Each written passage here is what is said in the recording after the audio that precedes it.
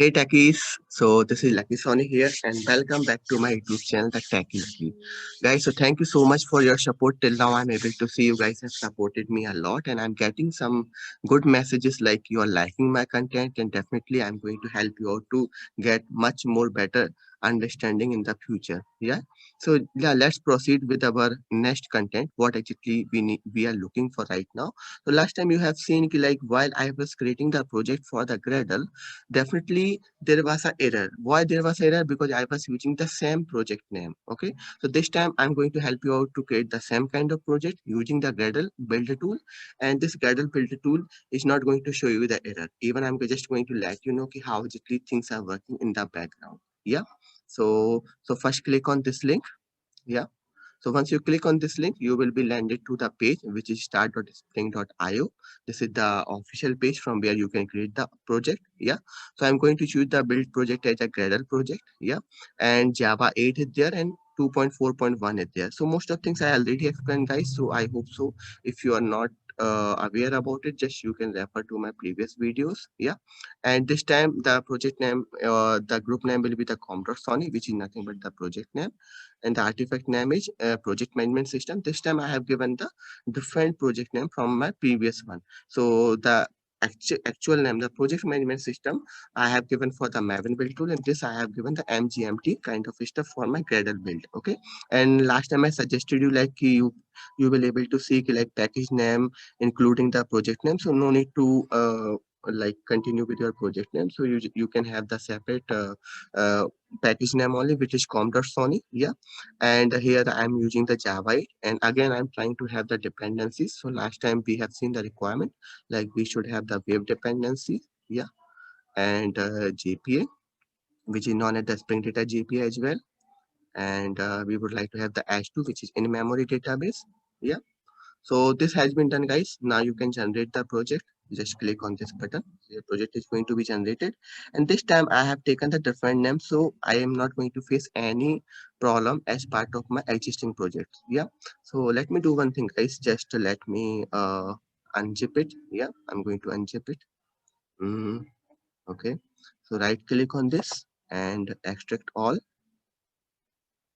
Yeah. It has been extracted now. You will able to see. Yeah, this has been extracted. Now I can import this project as part of my STS IDE. So just go to this area and say import. Import using the existing Gradle project. Yeah, and next button you are be able to see the different kind of import. Um Here I'm just giving the location from where I can import the project. This is the patient management system.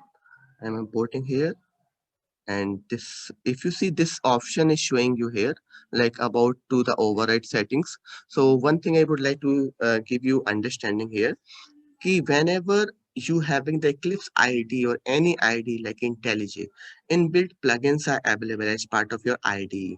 Like you don't have the basic software setup for the Gradle, or you don't have the basic software setup for the Maven or maybe the Git, but still your IDE coming with the existing plugins, which is going to help you out to generate the project, which is going to help you out to import the project. So all basic operations are possible with the help of this kind of IDs. So this is the one of the best thing whatever we are getting nowadays with the help of ID. And one more thing is here, ki suppose you have the software, suppose I have the Gradle or I have the Maven, it is automatically going to detect the path. How exactly? Because we have configured the class path, or we have configured the path or Java home path or home path for different kind of software as part of our system. So we are setting the path, we are setting the home path, Maven path. It is this ID is automatically going to detect, and it is going to help you out to configure as part of your workspace.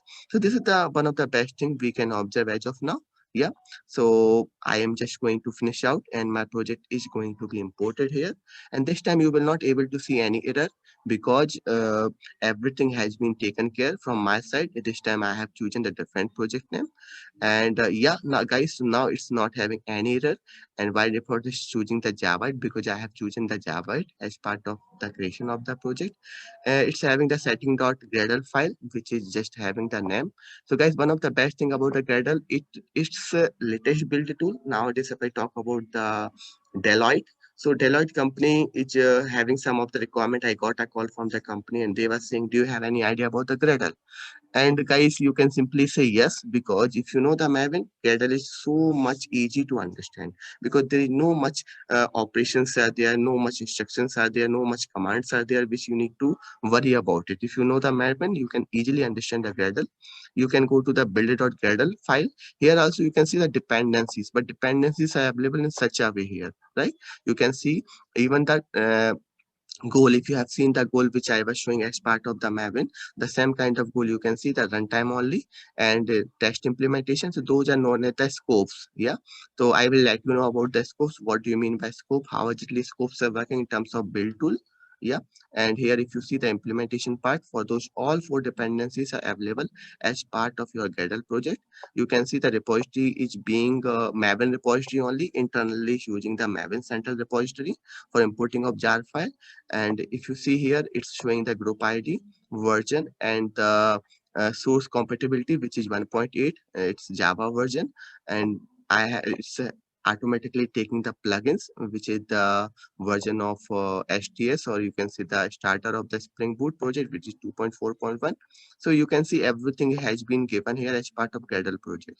So guys, I just would like to let you know how exactly Gradle project is working. Now you would like to check if my project has been created successfully or not, it's working fine or not. You can simply do one thing. You can go through your page, which you can go through your class which is already has been created. Like here, if you can see, I just informed you last time the Spring Boot application kind of annotation is there, and this annotation is combination of some other annotation like enable auto configuration, component scan, and you may also aware about whenever you have the annotation, you may have some different inbuilt annotation, or we can say the combination of annotation like target and runtime retention. All those things you are going to understand slowly. But you, meanwhile, you would like to check your project has been created successfully, it has been imported successfully. Just you do one thing, just write here sys out and try to do try to write the hello world. Yeah, so in this way, uh yeah, let me type it here, this out. Yeah, and type hello world and try to start the project.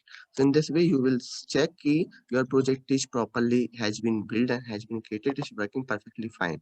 I also informed you that we have inbuilt Maven inbuilt inbuilt Tomcat server. So it is going to be started for the Tomcat server. So let's see, my project has been properly built, or it's working fine, it's having no issues. If you see here, my project is getting started, and you can see some of the hierarchy pool, because all those things like hierarchy pool kind of stuff is coming due to it's using in automatically the type 3 type of driver, which is known as the like a JDBC driver. You have three type of driver: type 1, type 2, type 3, type 4. So it's automatically configuring, and right now if you see, my application has been started properly, and hello world also I am able to see. So you can understand my application is working fine, it's having no issues, and it's properly up and running. Yeah, so this is the way to check. And even you can see here the port number is J080. Even one of the best thing about the Spring Boot project is like you no need to deal with the XML file. Here we have the application.property file. Suppose I would like to work with the another port number. So one of the best thing is here like you can change your port number very easily. Server.port is the property name. Here you can give your port number, like I would like to give 8282. Yes, this is the port number I have given here. If I will restart my application, you will see the port number has been changed, and this is so much easy in terms of the Spring Boot project. Yeah, so let it restart it, then you will see my port number has been changed, and it's working perfectly fine. I will also let you know about those particular console comments which is getting generated here, like no active profiles, and it's talking about the Tomcat is initiating. See, you will see its port number is 8282. So like this, I'm going to give you the understanding how exactly the type 3 driver is coming into the picture of JDBC, how, what is the Hikari pool, what is the C3P0, okay, how exactly the GP is working here. So all this understanding I'm going to give, but again, you will see I have easily changed the port number and my application is again up and running. So in case of Spring Boot, just to remember, you have only the option to restart your application, or you can stop your application. Don't start the same application again, otherwise you will get the error. And yeah, guys, thanks a lot for watching my this video. I will come along with the someone subsequent videos. Yeah, stay tuned along with me. Thanks a lot, guys.